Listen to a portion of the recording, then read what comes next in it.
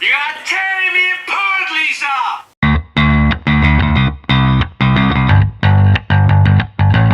Hey guys, welcome back to Critic and Fan, and today we're super excited because we are reviewing the movie The Disaster Artist. And this movie stars James Franco and Dave Franco. Brothers. They are brothers, yeah, if you couldn't tell by the last name. And it is also directed by James Franco. And Rob, can you explain exactly, for people who don't know, what The Disaster Artist is? It's about the movie, The Room, well, the making of the movie of The Room. And if you guys don't know what The Room is, it is regarded as the best, worst movie of all time. And it is the best, worst movie of all time. I've always known about The Room for years, and I've heard about it, and I've never watched it. I've only seen clips of it. And it's one of the most, it was supposedly one of the most well-quoted movies of all time. And so I knew some of the basic, quotes and lines, like, "You're tearing me apart, Lisa," and like, "I did not hit her, I did not." But then, finally, we watched it about, I think, a week ago. Yeah. And then we watched it all the way through for the first time, and we were like, wow, my jaw was actually dropped for most of this movie. You were like, you were amazed at it too. It's so bad, the dialogue is really terrible. But this movie, as Rob said, is about the creation of this movie, and it goes through the lives of, what are the guys' names in real life? Oh man, I don't remember. It's Tommy Wiseau. Tommy Wiseau is the guy who has the long black hair, the sunglasses. He talks like he's from New Orleans, but like he's not really. He sounds more European. Yeah. And then the other guy is Greg Sestero, right? Sestero? Yeah. Something like that. Yeah, so James Franco plays the guy with the long hair, Tommy Wiseau, and his brother Dave Franco plays the other guy, the guy with the beard, Greg Sestero's character. And so basically it's a behind-the-scenes look of how they made this movie, The Room, because, I mean, what did you feel when you watched The Room? Were you kind of like, how this movie? It was hard to watch at times, but you can't take your eyes away from it. It is, yeah. It's That's how I felt about it. I want to see what happened next, even though I didn't want to see it. Yeah, the thing about The Room is that Tommy Wiseau, when he first made it, he thought it was going to be a massive epic, and then it turned out being like a laugh fest, and you just really want to know what on earth happened, like what was happening in this guy's psyche.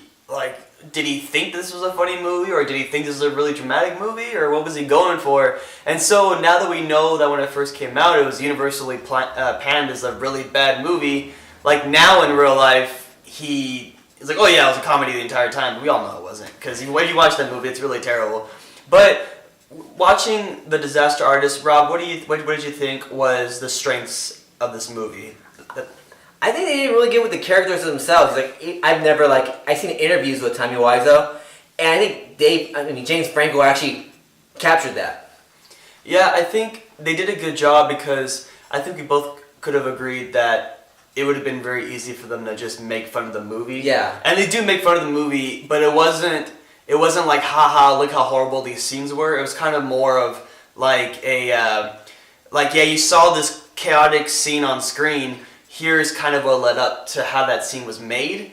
And you kind of feel, there were parts where I felt actually sympathetic for Tommy Wiseau. I did too. Yeah. And Greg. Yeah, and Greg, yeah. And when you watch the Franco brothers perform together, they do a good job of, like I said before, making you feel sorry for these guys, because they had a dream. Yeah. We've all have dreams, right? I wanted to be an NBA player, and I couldn't be one because I'm 5'7", and I wanted to be 5'7", and I'm not. He's 5'6", he's just barely underneath. But the point is that, yeah, we all have dreams, and these guys, weren't making it in Hollywood, right? They weren't. And so, but they went for it. They went for it, and so Tommy Wiseau somehow got his own money together, apparently $6 million, and just produced his own film. That guy's balling. Yeah, that guy is balling, and no one knows to this day really how he got this money to make this movie. But when you watch everything that's happening behind the scenes, there's just so much.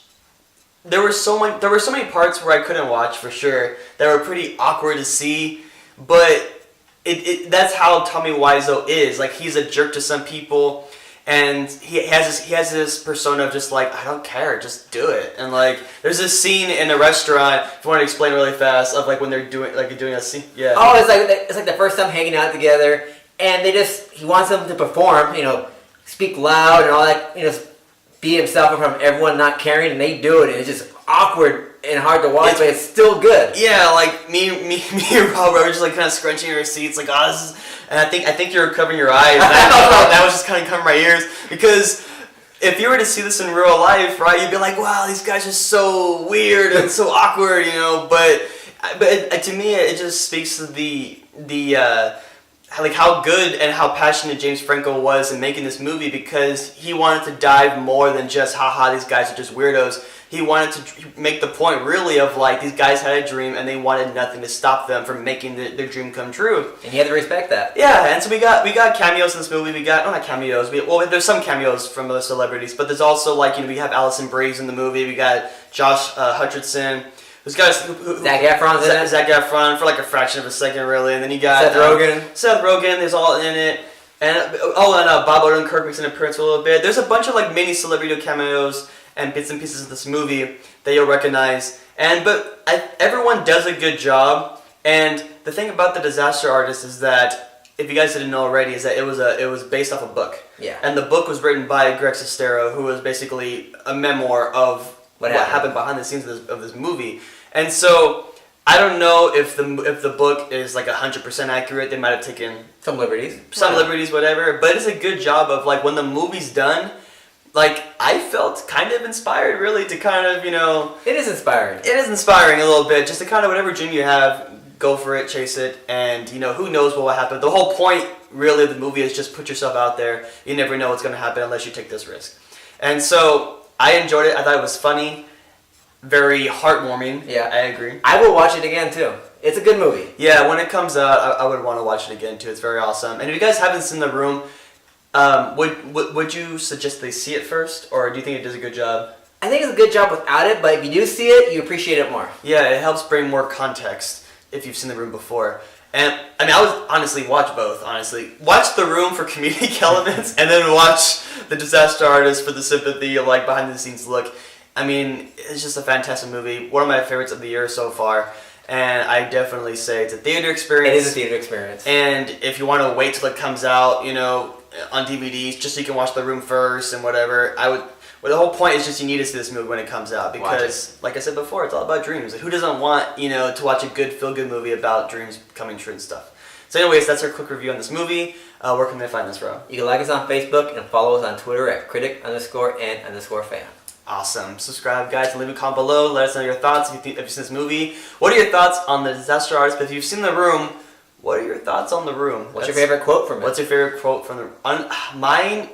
I don't know. My favorite quotes have been jumping around, because there's the famous, I did not, right? And then there's the hi doggy, right? That's my favorite. But I think my new favorite one now might be anything from my princess. Like just the way he delivers this line. If you don't know what we're talking about, at least YouTube like best scenes from The Room. At least do that, just to understand what we're talking about. But just when he delivers that line, like anything from my princess, it just sounds creepy. I don't understand why he thought this was a good idea to just sound this way. And whatever. The point is, anyways, guys, thanks for watching us. Subscribe again, and we'll see you next time.